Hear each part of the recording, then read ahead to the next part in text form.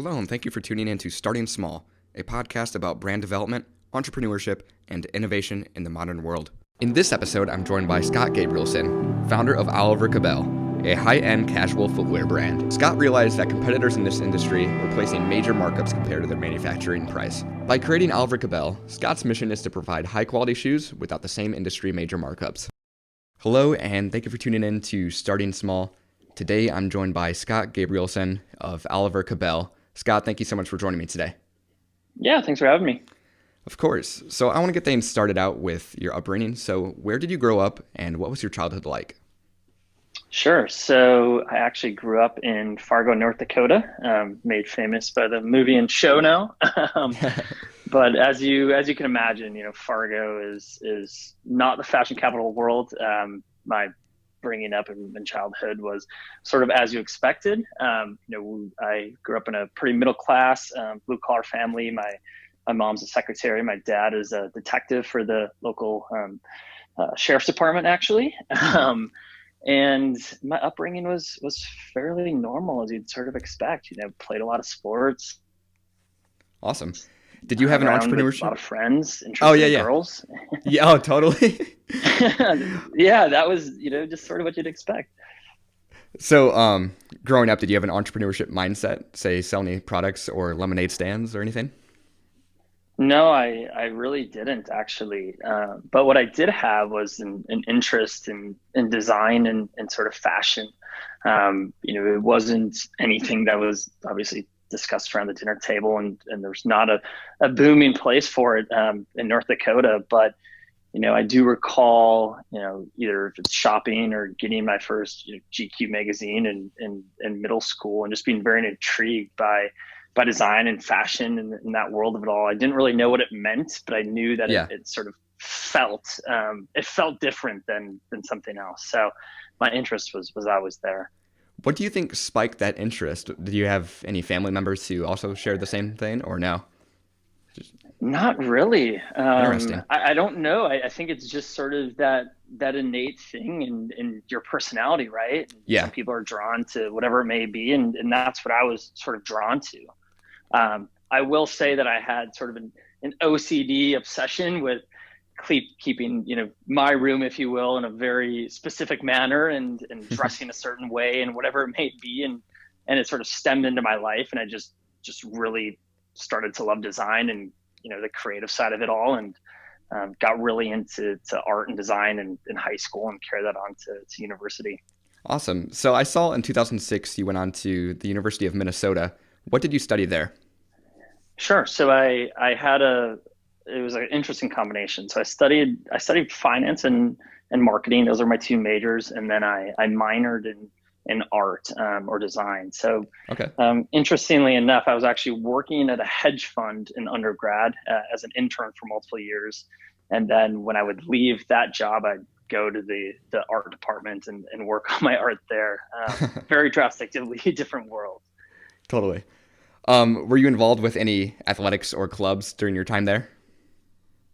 Not really, some intramural stuff, some clubs for resume building, but really just enjoyed the social side of university, and for sure. That was the extent of it. Got it. So you mentioned hedge funds, and I saw there was a gap in between your MBA and undergraduate. So what kind of jobs were you working in between this gap period? Yeah, so I actually went to work in the fascinating, or lack thereof, world of investment banking. So I was working in a boutique investment bank in Minneapolis that actually had just opened up their mergers and acquisitions arm. So I was the first analyst on that team. So in investment banking, you usually work on what's called the sell side. So we were working to promote businesses that were being to be sold for one reason or another. And then after that, I moved to a corporation also in Minneapolis as working on their buy side. So we were doing some investing in small education startups, as well as working on larger acquisitions that we wanted to bring into the corporation. Got it. And then I saw that you went on to Oxford University for your MBA, and this was around 2014. What kind of led you to go across the seas to Oxford? Yeah, sure. So I knew that working wise, business was super interesting to me, but being Yeah. a career finance professional, if you will, was not going to get me out of bed in the morning. And I really wanted to, I was really passionate about essentially following my passion, finding a career that I really loved and was able to leverage, my interest in business and design and all these different elements. Hmm. And, going to get an MBA is probably not the best way to start a business, but Yeah. I saw it as my opportunity to take a year, really sort of focus on what I wanted to do long term, get myself out of the Midwest and really put myself in a whole new world and meet a whole new myriad of people and experiences. And that's why I went there. It also helped having, an MBA from a good school to, if things didn't work out on the entrepreneurial side, if you will, Hmm. that hopefully I could fall back on that and get a job and do the 9 to 5. Got it. And then around this time, following your MBA, Oliver Cabell started in 2016. I'm curious, what inspired you to both start your own business and then also move into the fashion industry specifically?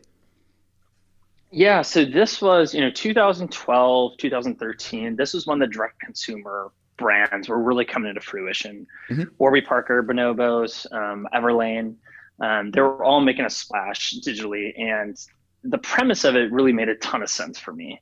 I'd always been interested in luxury brands, if you will, and the quality that most of them stood for and the heritage and the rest. But the price tags, for one, were out of my budget, and for two, didn't justify what you were really buying. And that's actually Yeah. part of when I was at graduate school, I was studying was the luxury fashion industry and what the markups were associated with and what the production looked like and the materials that were being used. And there was a clear divide between the two. And that's really what led me into wanting to sort of follow my passion of design and business, but also sort of tackle this issue that, high-end shoes don't need to be $800 if they're made in Italy. You don't need to price it at that point, and you can still be a profitable business.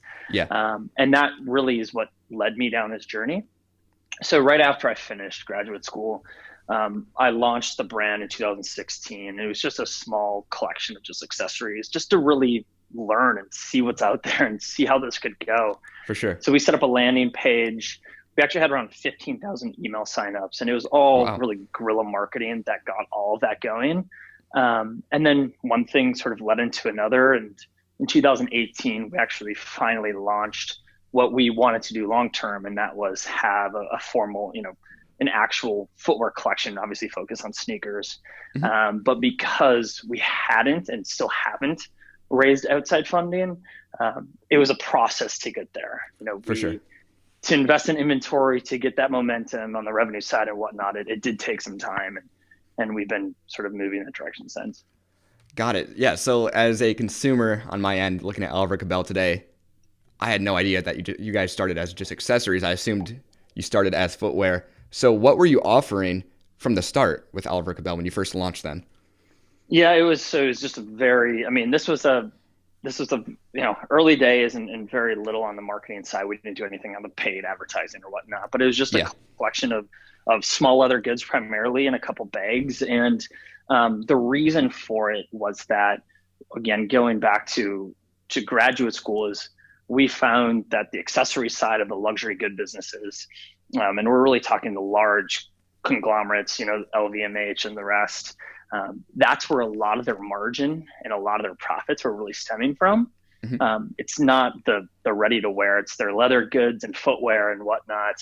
And that's what seemed to be the space that was most prone for disruption, if you will. Got it. And then Oliver Cabell, you initially launched, you were still overseas, correct? You weren't in the States when you launched? Correct. Yes. So I came back to the States in 2000. Actually, so I was back in 2015. But what is a launch in a sense, right? When did the website go live, and what does that really mean to anyone besides those that are close to me? Nothing really. So 2016 was essentially the formal launch, but really we went live with a deeper collection, a full collection of what we were wanted to do, or I wanted to do long term in 2018. Got it. And then that 2018 launch, did you then acquire funding for that launch, or was this just accumulation of profit? Accumulation of profit. We still haven't taken any outside funding. Still, okay, got it. And then I was also curious, what does the name Oliver Cabell kind of resemble, and what made you go with that name? Sure. So it actually stems from two fictional characters that Steve McQueen played in a couple movies in the 70s and 80s. And it was really a combination of these two actors bringing together. And one is Oliver Reed, being played by Oliver Reed, and Steve McQueen being played, and their sort of relationship and friendship they had between the two. But, what a deeper sort of stood for was Steve McQueen and Oliver Reed were sort of these rebels in the space of, entertainment. And we wanted to sort of bring that same mindset to fruition in the, the fashion and design space. But at the same token, we had no money to acquire a URL that we'd have to buy for. We needed social media handles. We went through this process, which a lot of probably entrepreneurs have, of it's much harder to find a name and get all the rights that you'd want. But it is sort of what we've gravitated towards is being, not my name or a living human's name is not what the brand stands for. It's much deeper than that. And that was sort of the goal with the naming of it. Got it. And then you mentioned you weren't really taking part in paid advertisements from the start. So how were you marketing Oliver Cabell at this time? Was it mainly social media, or what did that look like to get the word out?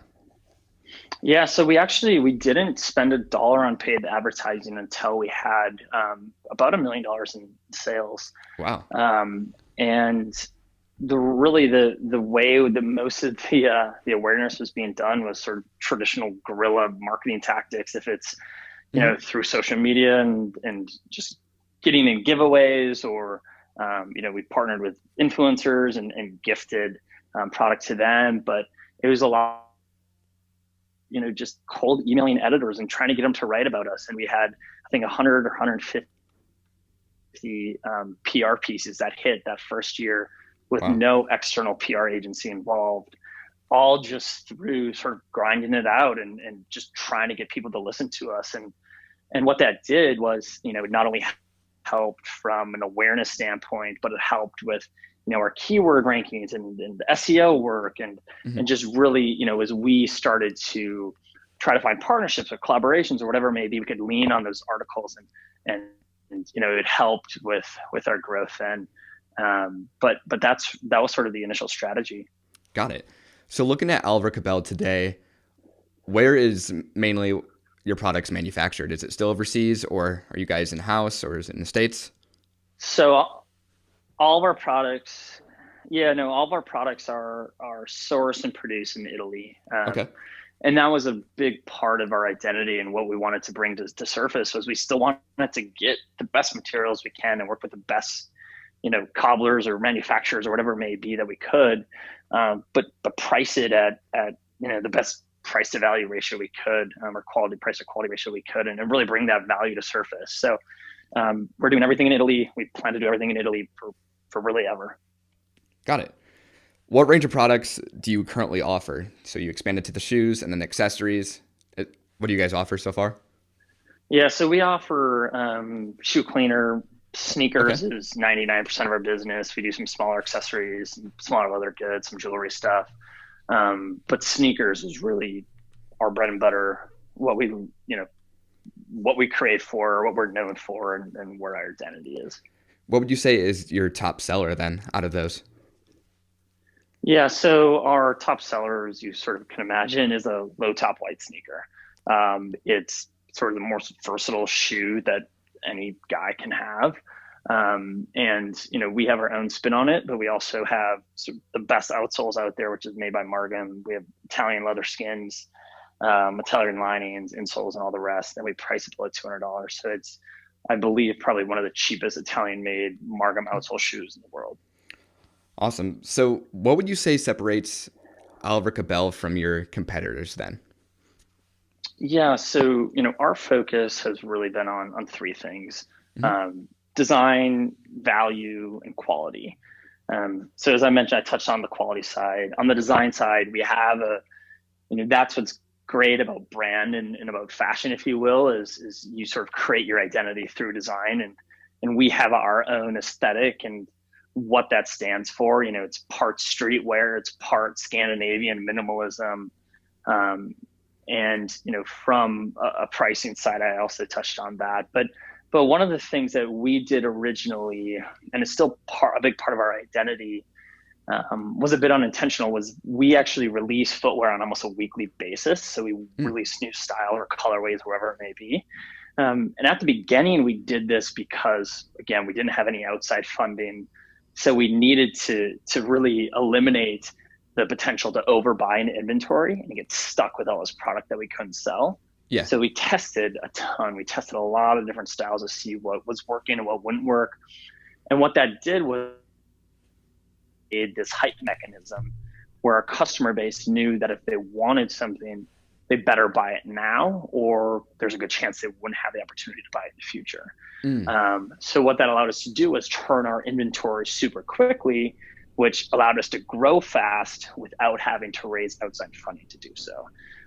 It also allowed us to really release a lot of unique product where we knew it wouldn't be maybe a huge seller, but because we designed our supply chain around it, we could produce, today we launched a sneaker. There's only 20 pairs made. It's using a skin that we developed with a French tannery that is known for working closely with Hermes.